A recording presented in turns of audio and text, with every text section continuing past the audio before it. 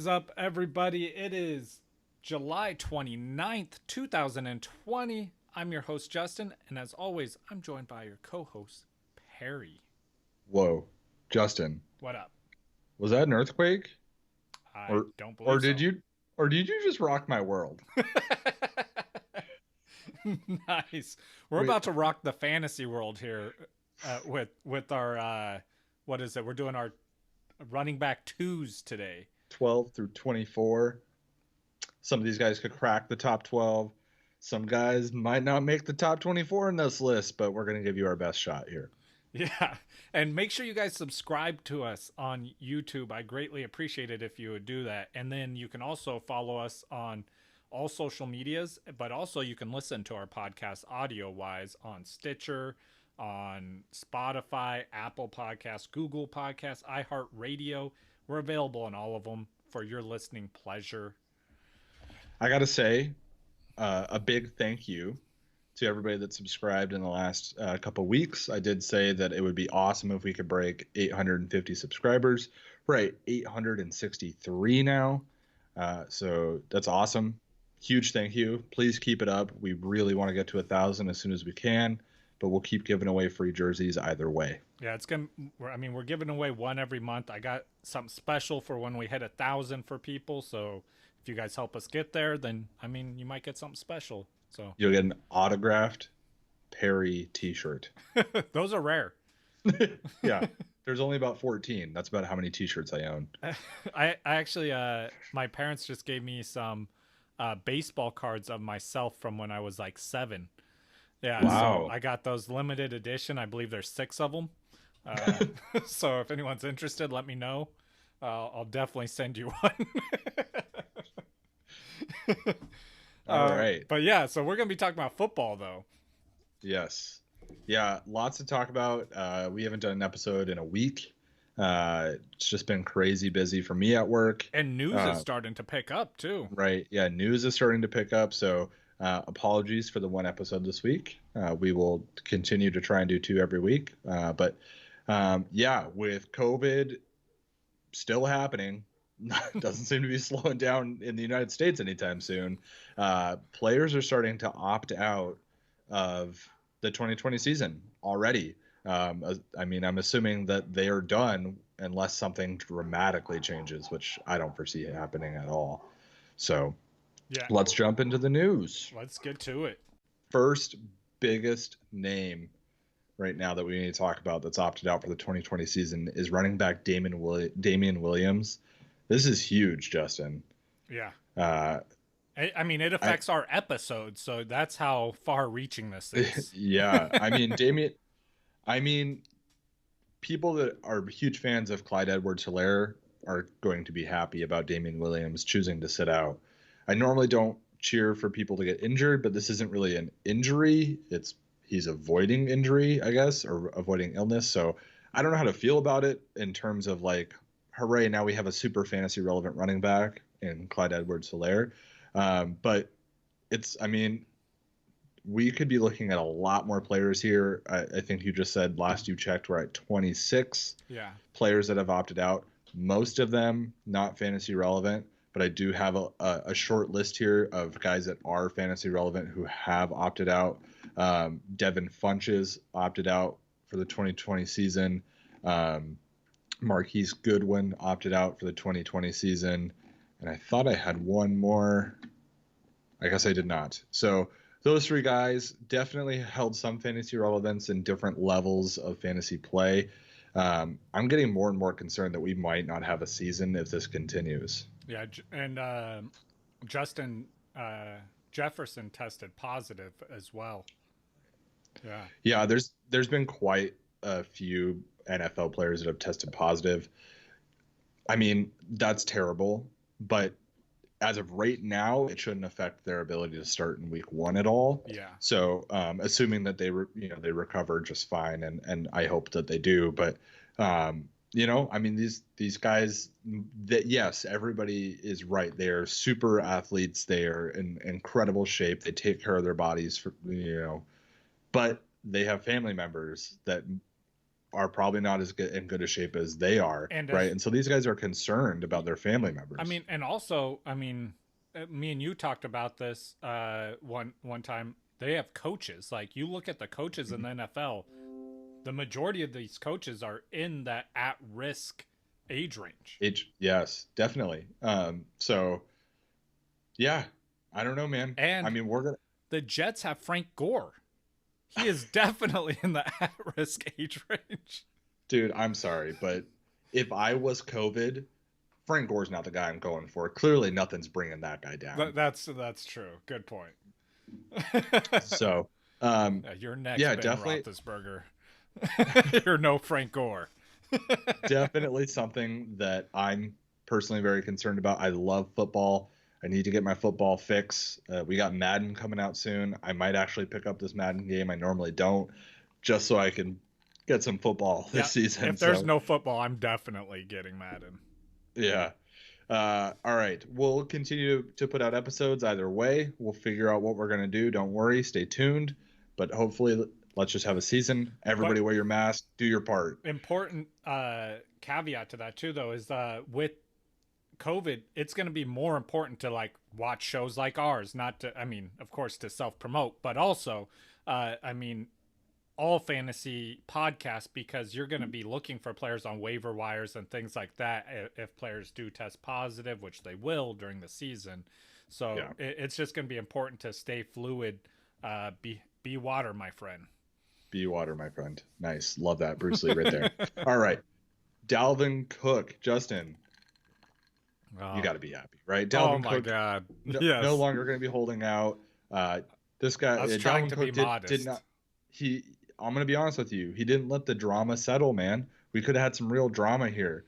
No, he reported to camp on time for his first COVID test. So that's great. There was a little bit of drama in the days leading up to camp because there's reports that he wasn't showing up, but then there's reports that he was. One of the coaches said that he was, and then his agent was like, I don't know where he heard that. And I'm pretty sure Dalvin Cook just really wants to play football, and he was telling the coach, like, yeah, I'm going to be there, don't worry. And then the coach put out, and his agent's like, Dalvin, what are you doing? Don't do that. Yeah. But he's there, so I'm ecstatic because, like I said, this was the biggest hurdle for me, like, to make sure he was on a field. So I'm excited about that. Yeah, I'm really excited about Dalvin Cook as well. I mean, obviously, I don't have him ranked quite as high as you do, but I still love Dalvin Cook. I want him on the field, and I want him on teams. So, any fantasy team I have, if I have Dalvin Cook, I'm probably happy. So, all right, moving on. I have two players here that I wanted to talk about regarding COVID again. I know, I'm sorry, everybody's tired of hearing about COVID, but unfortunately, it's relevant. It's relevant, man. It's important. So TJ Hawkinson and Kenny Goliday, both fantasy relevant in different ways. TJ Hawkinson more as a fringe tight end, and Kenny Goliday is ranked in a lot of people's top 10 wide receivers, or even higher, top 7. So they are both placed on the COVID reserve list. This does not mean that they have COVID-19. It just means that they have been in contact with somebody that tested positive. I want to say another side note, as we talked about adding like IR spots to your league and stuff. I know specifically on Sleeper, if someone is on the COVID IR, you cannot put them in an IR slot. I actually have Kenny Goliday in one of these leagues, and I attempted to, and it wouldn't let me. And they said they have no plans of doing that currently. Interesting. Yeah. So, I mean, the reason I wanted to bring it up is don't just start assuming that these players like Kenny Goliday and TJ Hawkinson, and I promise you there is a very long list, much longer than 2 guys that are on this right now. I just wanted to use these 2 as an example because they're very fantasy relevant. That doesn't mean they have COVID. Don't assume that they have COVID until a positive test comes out.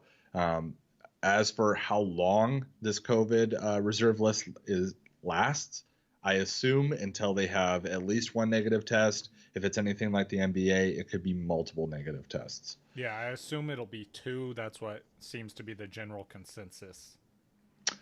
Jarvis Landry, his week 1 eligibility or week 1 health is in question at the moment. He did have that surgery on his hip back in February. It's not a guarantee that he'll be starting week 1. could be a bummer. I still think Jarvis Landry is worth owning in a lot of leagues. He's a wonderful depth player because he's so consistent and you get him for so cheap. So, just keep in mind that he might not be there week 1, but I think a lot of teams don't need to start Jarvis Landry based on where he's being drafted right now. Yeah. There were rumors floating around that Nick Foles was going to opt out for the 2020 season. Those rumors are false. Nick Foles will be playing in the 2020 season as of right now.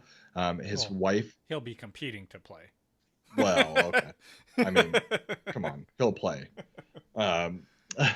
His wife did just have a baby, and she is considered in the high-risk category for COVID, but he has chosen to play. So that's great for Nick Foles, I guess. I hope that all works out for him. Right. They will have a wonderful last 4 games when they finally give up on Mitchell Trubisky.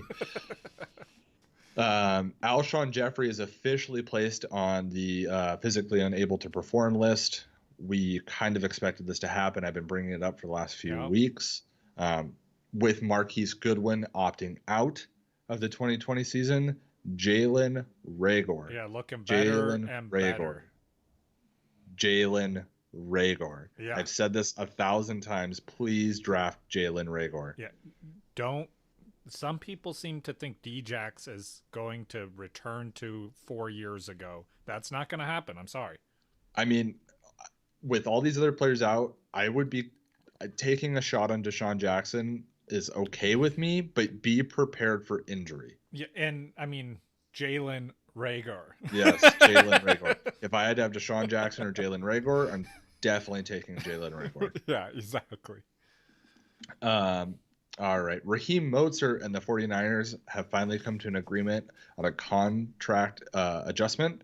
This is going to get him some more money that he really deserves based on how well he did last season. It's going to keep him a 49er. Those trade talk demands no longer an issue. That makes me excited for Raheem Mostert.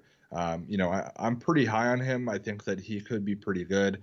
I know there are a lot of mouths to feed there, but it's somebody to pay attention to as you get into like your third or fourth running back, kind of like that level of pick. If you had him as your fourth running back, he could be a league winner. He totally could. There's no reason why he couldn't be. There's no guarantee. What am I trying to say here? He definitely has the potential to be a league winner. Yeah. He has a super high ceiling. Just unfortunately, his floor is also pretty low. Just because of how the 49ers tend to run their offense. But yeah. And then Alex Smith, some good news here. Alex Smith scheduled for a physical Monday, and he passed that physical. That's awesome. I know Justin's an Alex Smith fan. He played for the 49ers for a long time. I've always just liked how Alex Smith has played the game. Yeah. This guy had a compound fracture. That means the bone left the skin, if you guys did not know that. And they were talking about cutting his leg off. Yeah, and he's just an awesome person outside of football as well, which makes me like him even more. So it's great to see like him healing up and returning to form. I don't expect him to play. No. He's got Dwayne Haskins and Kyle Allen ahead of him, but he will provide some veteran stability to that quarterback locker room. If he's not suited up, I'm sure he'll be there to kind of help out. So that's great. That's great. Dwayne Haskins needs that. Yeah, because Alex Smith, one of the best, smartest quarterbacks in the NFL. And so it's just awesome. I think that's going to be tremendous for Haskins' development. Yep, I completely agree. Last piece of news, and it's a big piece. A huge trade. Jamal Adams, the star safety from the New York Jets, has been traded to the Seattle Seahawks. I know this is kind of late news, but we haven't had a podcast since this happened. So the Seahawks, sent over their safety, Bradley McDougall, a 2021 first round pick, a 2021 third round pick, and a 2022 first round pick. The Seahawks received Jamal Adams and a 2021 fourth round pick. Justin and I we were just talking about this on who wins this trade. I think the Seahawks, I think they edge out the win here. Do you think it's kind of even? Yeah, I think it's I think both teams kind of win in this. to me, like, the Jets had to get rid of Adams. He did not want to be on their team, and the Jets are not in a position to compete for anything this year. So Yeah. I feel like, getting 2 first-round picks, even though, like, as you brought up, they'll be later first-round picks. They're not going to be great first-round picks, but at least they got a first-round pick out of him, or 2 out of him. So I think that both parties kind of win in this scenario, which, I mean, I know people don't like. People want to be like, that team, won this trade and this team sucks. But I think they both won. I don't think the Jets lost. I just think that I think the Jets' ceiling, if we want to put this in fantasy terms, the ceiling of the trade for the Jets is higher, right? They could score on these picks, definitely. But the floor for the Seattle is much higher. They have a star player now guaranteed. So I don't know. If you want to win now, you want to be in the Seahawks position, obviously. So it's fine. It's a good trade for both teams. I think they're probably both happy. Yeah. Okay. But I got some news no one cares about, Perry. I'm going to take a drink of water while you read that. No problem. First piece of news no one cares about is short and sweet.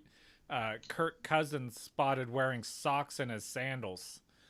I literally every day. I was going to say every day. Perry, this is you. Like, that's you. I know it. Like, I didn't even know for sure it was, but I could just imagine it. I'm like, that's Birkenstocks and socks, my friend. Literally today and yesterday. I believe it. And the day before. I promise. But this was news. Like, this was a headline. Oh, I mean, apparently it's not okay, Perry. No, it is. According to someone. Kirk, don't listen to him. Don't listen to it, man. Don't listen to it. It's cool. It's comfortable. It's warm. It's cozy. It's everything. This next piece of news no one cares about. I know you're excited. Darius Geis cleared for football. I sure hope so. Yeah, he's cleared for football for contact. The annual clearing of Darius Geis that we have every year. It's gonna be a football holiday here pretty soon. Yeah, so I mean, it's nice because it's kind of like the build up to some, like, like as you have the build up to like Christmas, you have Christmas Eve. There's like little landmarks, Yeah. And this is one of them. Darius Geis being cleared, and then the next one is Darius Geis being injured prior to the season. So I'm excited for that one. It's kind of like it's like him being cleared is Christmas, and then him getting injured is New Year's. Yeah, exactly. Got it. So we're getting closer. The football season is coming. Yeah, man, we're creeping along here. All right. Next, Sam Darnold says that he's being boring and not taking health risks. This the same guy who got mono, right? Yeah. Cool. Yeah, good job, Sam. You can live like a non-boring life and still not take health risks. I know. I want to know what he does when he's like like, what kind of health risk does he take normally? He drives everywhere in reverse. Oh God. Oh man. All right. I had something funny to say. I'll tell you after the show. It's not appropriate. Okay, can't wait. Drew Brees. Is it a Paul Walker joke? No. God. Okay. But now that's out there. Hey guys, it's almost 10 o'clock, all right? It's after dark here. I can make whatever jokes I want. I had a beer tonight. Perry's getting crazy. Go on. Drew Brees said he's going to try to stop licking his hands before every play. Apparently he licks his hand before every play. And he said you don't realize how often you do it and how often you touch your face and lick your hand during a football game until something like COVID. So he's putting emphasis on this. Nothing like a pandemic to bring you back to reality. Yeah. Tyreek Hill in news no one cares about. He challenges Marquise Goodwin to a race. Marquise Goodwin accepts his challenge, and then Tyreek Hill ignores Marquise Goodwin. And then Marquise Goodwin opts out of 20. Yeah, but he could, I mean, maybe if Tyreek ever replies, he could make his salary in by racing Tyreek. I'd watch that, man. Yeah, I'd yeah. watch it. I know. I was Stream it, really hoping guys. Tyreek would show up last year when they did that 40-yard dash to win $1 million because Marquise Goodwin actually won it. So I was really hoping that I'd get to see the two of them race, but no luck. No luck. All right. I was saying, I mean, Tyson came out of retirement to fight. What a perfect opener. Have them race. I mean, just have it be a complete circus act. I'm down. Oh, isn't Justin Bieber supposed to box somebody soon too? I don't know if Bieber is. There's a bunch of celebrity matches going on. It's ridiculous. But back to football, Keenan Allen upset about his Madden ranking and lashes out and says that he's better than Chris Godwin and Mike Evans. And he tags Chris Goodwin, some random person who has not posted on Twitter in 3 years. And then Chris Godwin replied to him and said, I agree, you are better than Chris Goodwin.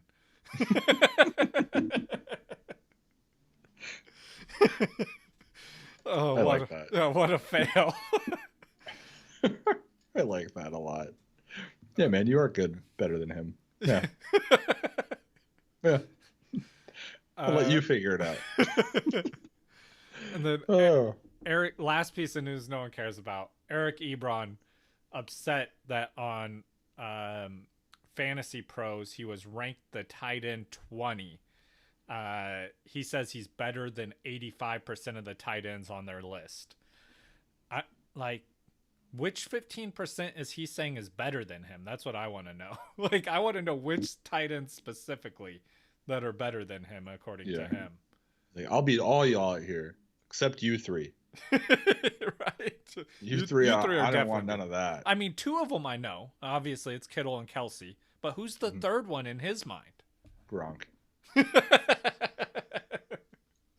I hope so. It's himself. It's Eric Ebron. Who was their tight end when he was on it? Jack Doyle. That's Jack Doyle. That's it. That's the one. That Jack Doyle, man. Yeah, Kelsey and Kittle, they're amazing. But that Jack Doyle, people don't know how sneaky that guy is. Stole my job. Stole my job. Okay. All right. Well, let's get into some running backs now, Perry. Yeah, man. So we're gonna go 13 through 24. Yeah, I do want to kind of kick this off real quick with we're not doing kickers, Justin. Oh shoot, I did this all wrong. Then I'm gonna have to start the show over. Justin Tucker. No, so my running back 13 is Austin Eckler, which, throwback to last episode, he was my running back 12, which for a very good reason, as we spoke about. Damian, help me out. Williams. I want to say Thompson.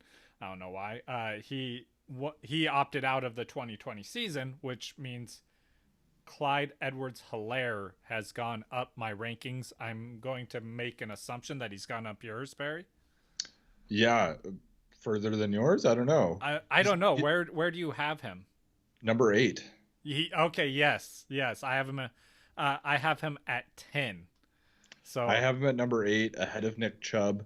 I just think if he's the only show there on the best offense in football, he's got to be good, right? I think we're just assuming he doesn't get hurt and he'll be fine. The only reason I don't have him at 8 is I do think that they're going to replace some of those carries with not one running back, but plethora of running backs in their backfield, led by DeAndre Washington, who they got from the Raiders. So I think that's the only reason I have. Otherwise, I would probably also have him at 8. I think he's probably, as soon as he gets into his stride, say like week 3, 4, somewhere around there, I think he'll probably be getting about 70% of the work. Yeah, and these other guys will split that other 30, and that's good enough. Yeah, I agree with you on that 70%. All right. Yeah. So I mean, I guess that covers our running back 13. Yeah. So I already had Austin Eckler in my top 12. Yeah. So Aaron Jones actually moves out of my top 12. So Aaron Jones is going to be number 13 for me now. And mostly just because I don't think the Packers are committed to Aaron Jones at the moment. I love Aaron Jones. I think he's wonderful. I think if he continues to find the end zone at the rate that he did last season, then there'll be no problem whatsoever. He'll definitely be a top 10 running back. But that's a big ask. Yeah. You know, I can't sit around and say things like Lamar Jackson can't repeat a record-setting season every season, and then also say Aaron Jones can definitely have, what was it, 16 touchdowns or something? 19 touchdowns every season. So it's just probably not going to happen as bad as I want it to. Yeah. But so I think Aaron Jones has the same amount of touchdowns last season as Dalvin Cook has in his career. Right.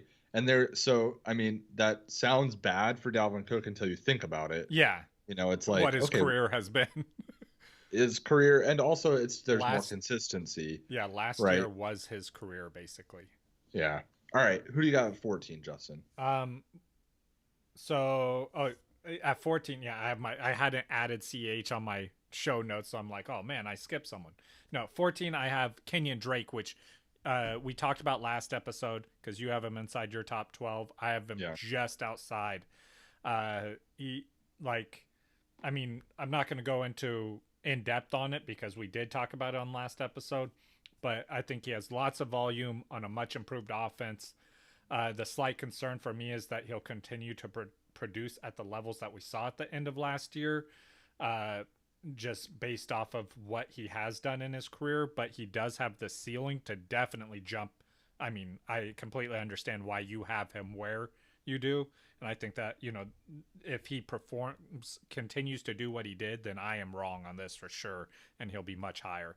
But I doubt it just because of what I've seen from him. I think we'll see a dip in it. And that's why I have him just outside my top 12. Okay. I've got Leonard Fournette at 14. I love Leonard Fournette. You do. You have him a little bit higher than I do still. Yeah. I've had Leonard Fournette the last 2 seasons, and he's been just fine, very consistent running back. I think gone are the days where people are going to try and push Leonard Fournette as your number 1 running back on your team. But I think that's actually even better. I think people are going to be happier with Leonard Fournette now that they're getting him as their second running back. If depending on how the draft goes, he could end up as your 3rd running back, which is insane. Yeah, and he's not a sexy pick. That's the thing about Leonard Fournette. Like, no one is picking Leonard Fournette like, oh yeah, Leonard Fournette just fell to me. I mean, I will be so excited. But you should. If he falls me in the 3rd round, So I have him as my running back 16. So, you know, a couple spots lower than you. But yeah, for like you said, he's awesome. You get him there like he's a workhorse running back.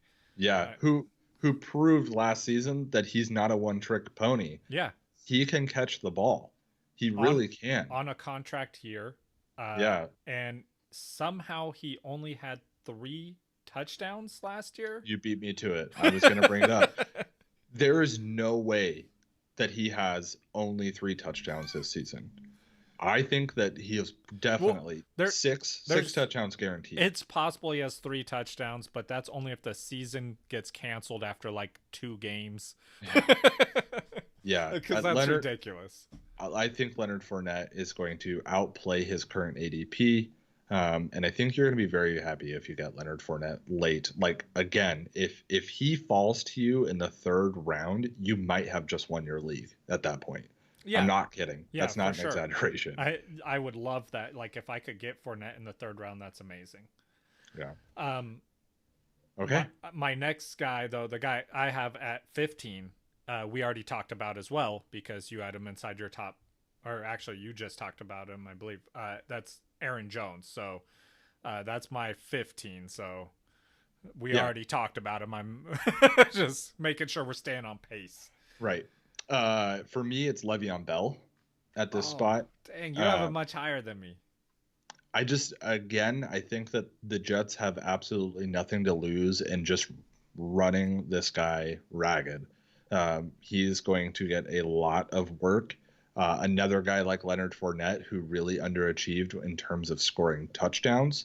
I understand that he's not on a very good team, but he will score more than, what was it, 2 touchdowns last season? I don't have his stats up because I have him pretty far down my list, I'm actually. pretty sure he scored 2 touchdowns last season. He'll definitely score more than that. Again, this is a guy that, like, third running back is awesome, right? Le'Veon Bell is your third running back. That's amazing. You play him as a flex, or, if you're in a weird league where you have 3 starting running backs, then that's fine too. But yeah, I think Sam Darnold will take another step forward here. I don't think he's going to be an elite quarterback. I'm not saying that, but I think he'll take a step forward, which ultimately helps Le'Veon Bell. He's a great pass catching back. He always has been. So there's points there if you're in a half PPR or a full PPR. And I just think that he's too far down. Right now in the ECR, he's behind James Conner, which is disgusting. Yeah, I am. James Conner is not on my list today, so that tells you how I feel about James Conner. Yeah. Why do I not have his oh, there it is. He had 4 touchdowns last 4. year. Okay. Yeah. I still think that he probably scores 6. Le'Veon Bell scoring 6 touchdowns, like, nobody's going to be like, holy cow, what a crazy season he scored. No, like, that's it's not still that big pretty a deal. low. But Yeah. I do have Le'Veon Bell as my running back 20. I actually moved him down some. But it's a volume play. Like, he gets the volume. So that, I mean, I see what you're saying. He still has talent, and I still think he has talent left in him. A lot of people think, they're like, "Oh, Le'Veon Bell sucked last year. Like, he's not good anymore." No, he has not gotten worse. He's on a much worse offense. I don't think Le'Veon Bell, to be clear, I do not expect Le'Veon Bell to go out and win me weeks. Right? That's not why I would draft Le'Veon Bell or Leonard Fournette. And I wouldn't want to have both Le'Veon Bell and Leonard Fournette. Yeah, Right? Those are that. 2 volume plays. But I'm assuming that I went and got a guy like, I don't know, Alvin Kamara. Alvin Kamara will win me weeks, right? I just need the solid points. That used to be my Mark Ingram before Alvin Kamara. Mark Ingram was that steady rock every week, would get you 10 to like 15 points. Right. And if I get 10 to 15 points out of Le'Veon Bell or Leonard Fournette every week in, week out, with the occasional week where they score a touchdown and then they get me, like, 19, that's awesome. I'm happy with that as my third running back.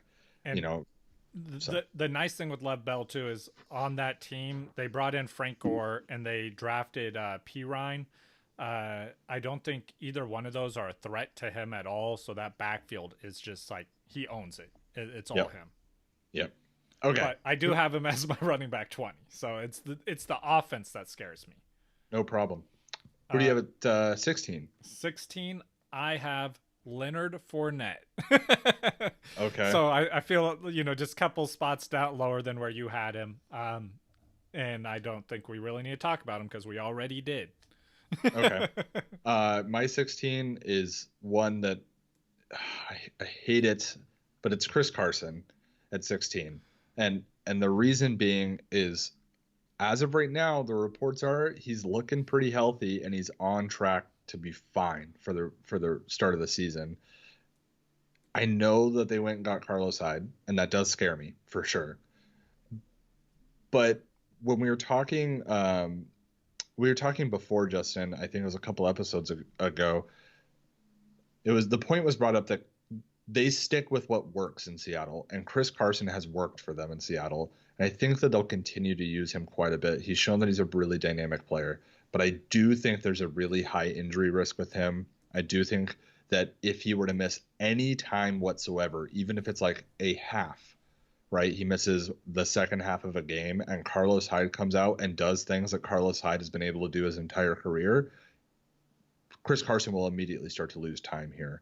But if he's healthy all season, I think Chris Carson easily finishes as the 16th best running back in football. Yeah, so that's my fear, though. Like, I'm getting more and more afraid of Carlos Hyde. He's good. We're getting closer. Yeah, I think, like, a lot of people just want to assume that he is just, like, he's just a purely depth play for the Seahawks. That's not accurate. He's going to get the ball. If you think he's not, that's just ridiculous. Like, he will get carries. And especially, like I keep saying, especially in the goal line, when they get close to the goal line. So, I mean, that's like, with this one, I'm being risk adverse. I know some of the other ones I'm not.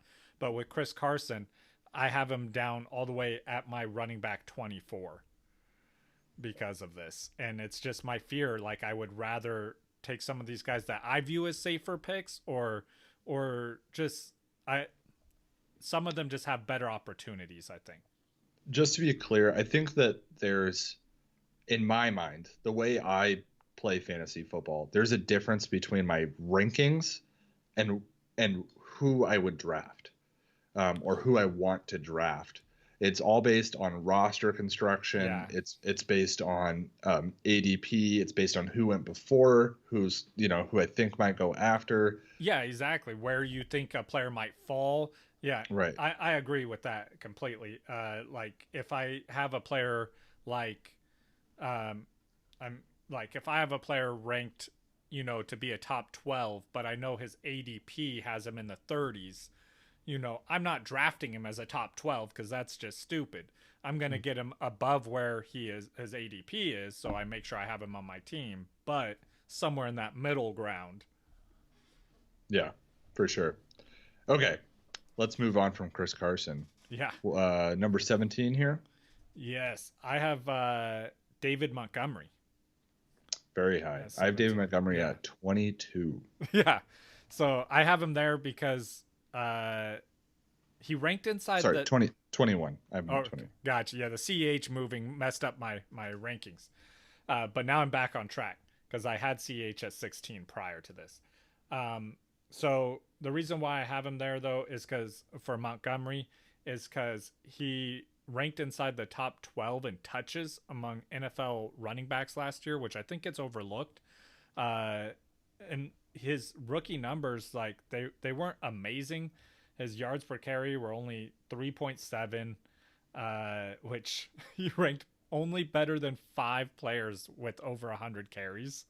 That's Peyton Barber, Le'Veon Bell, DeAndre Washington, Kerryon Johnson, and Frank Gore. 2 of those players are on the same team now. That's awesome.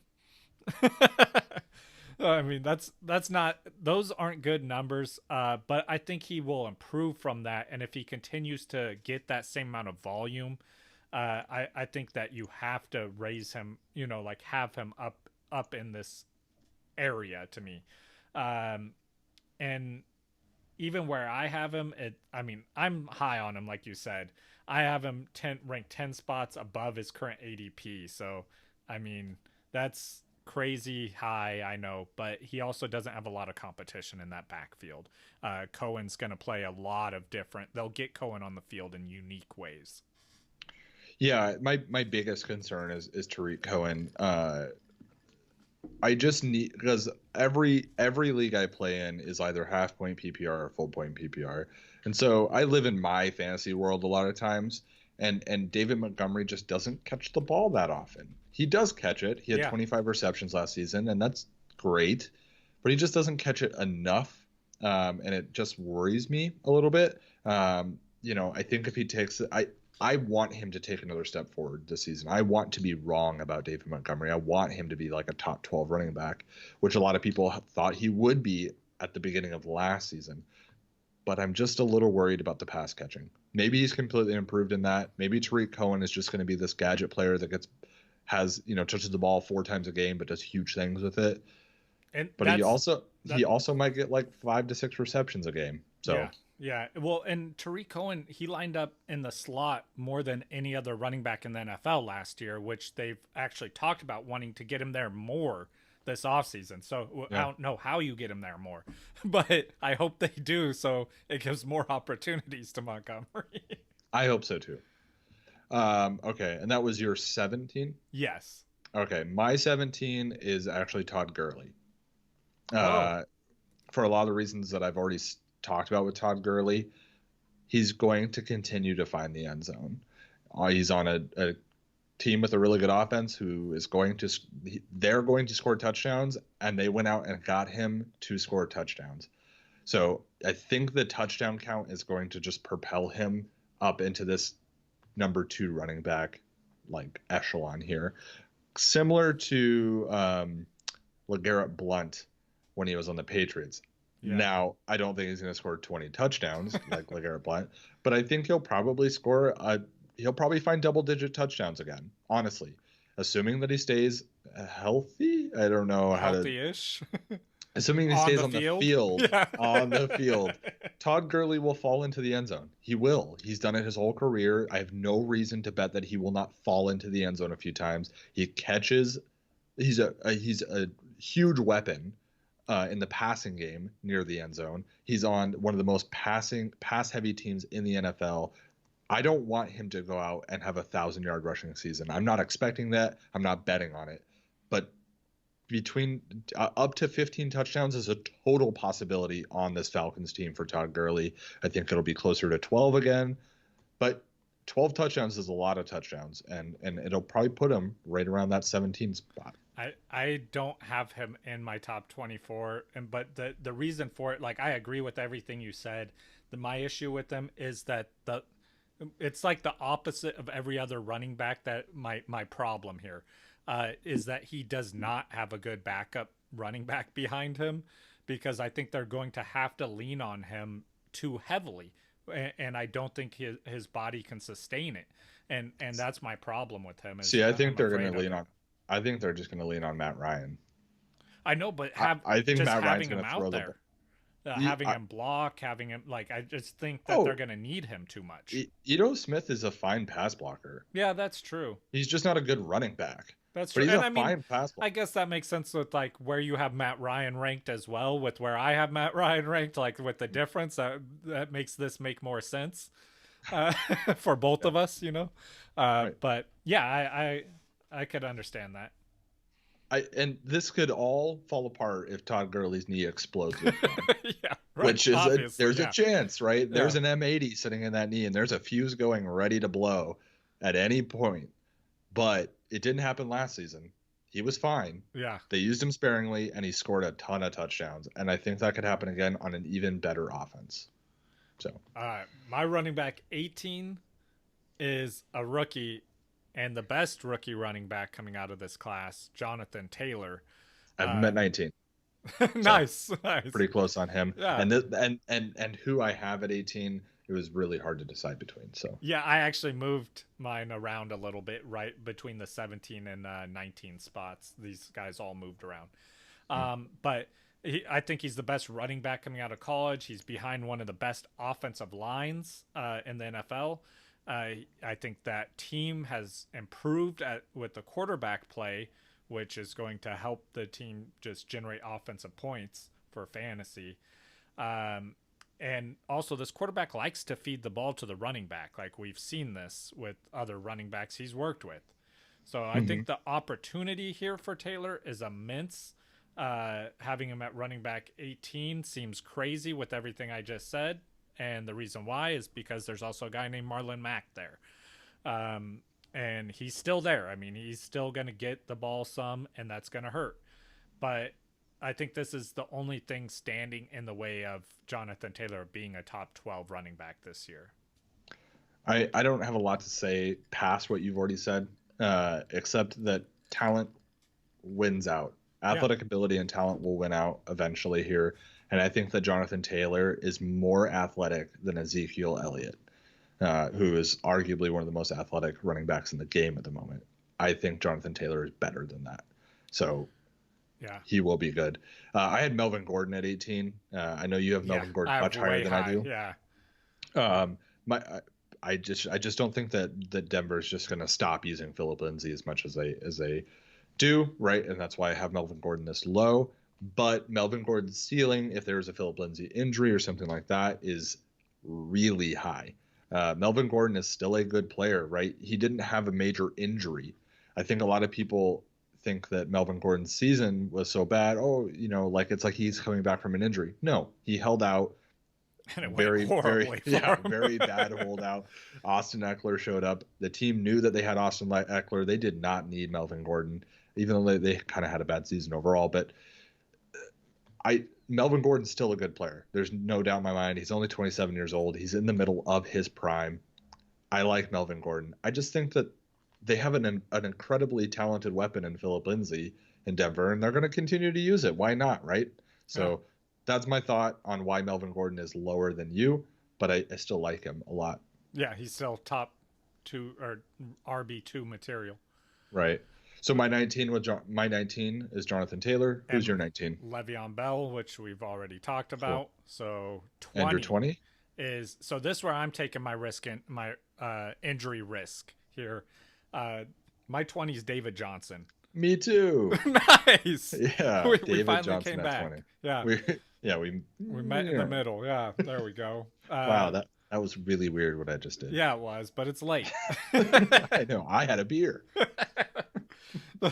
So I mean, obviously the risk is evident with DJ. Like I said, you have the injury risk, but with the exception of the year that he was injured, it like last year was a career low in rushes, yards, touchdowns, targets, and tied for receptions for him.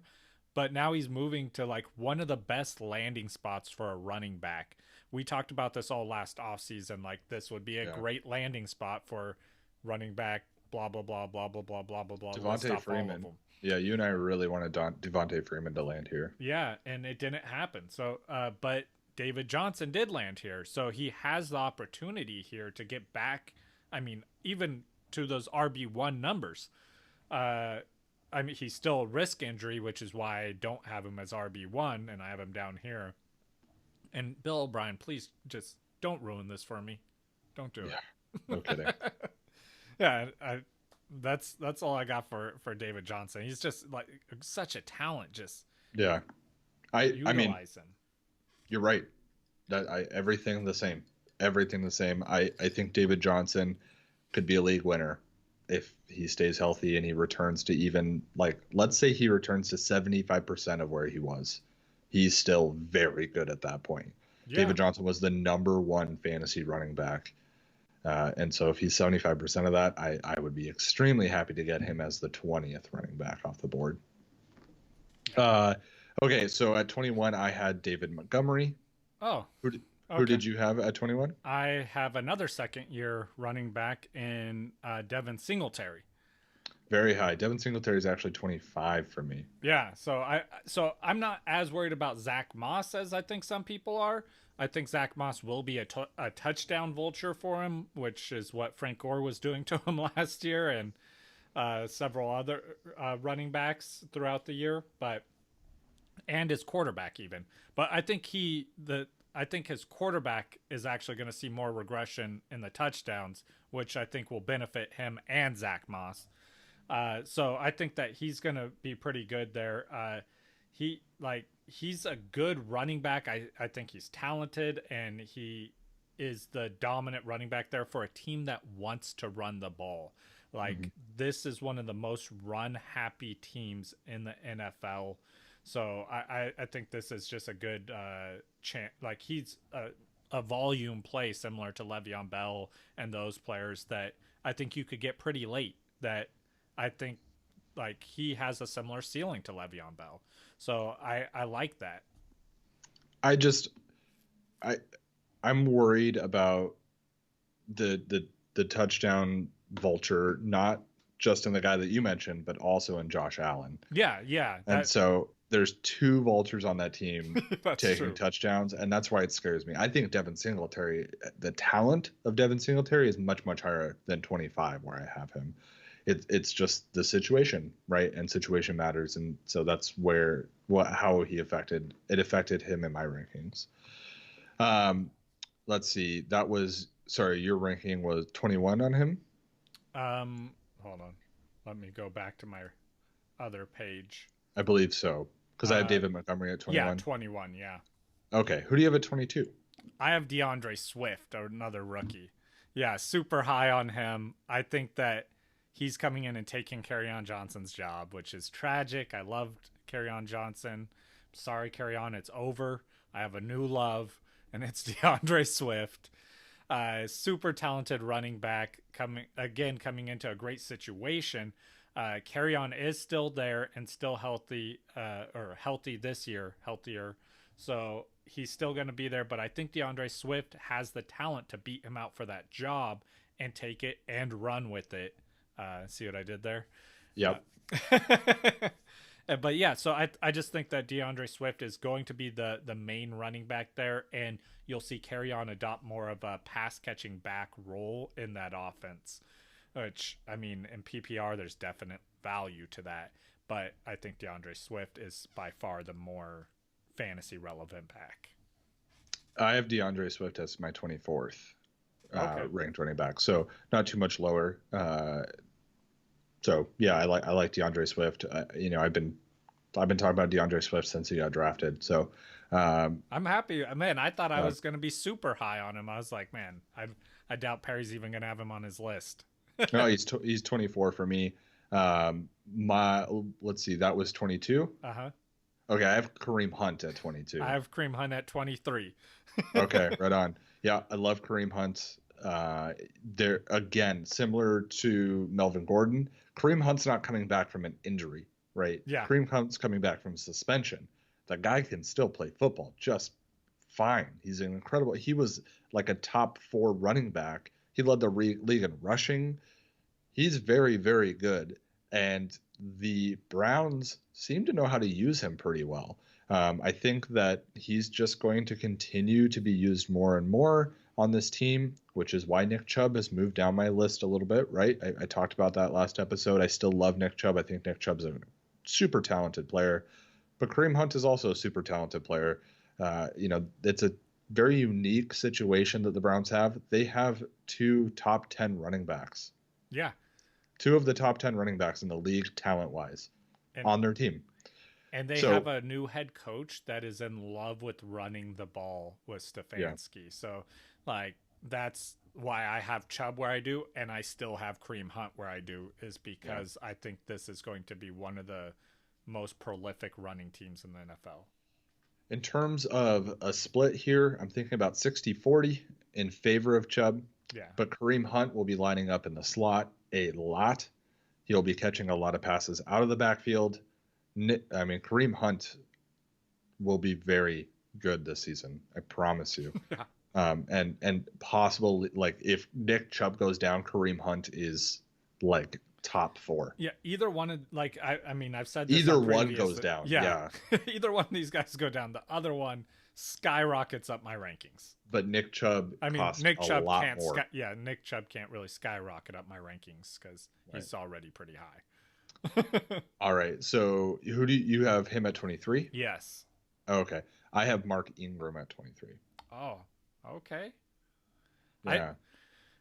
I worry about they drafted a rookie running back, brought him in, so I worry a little bit about him stealing carries, especially towards the end of the season as you get further and further.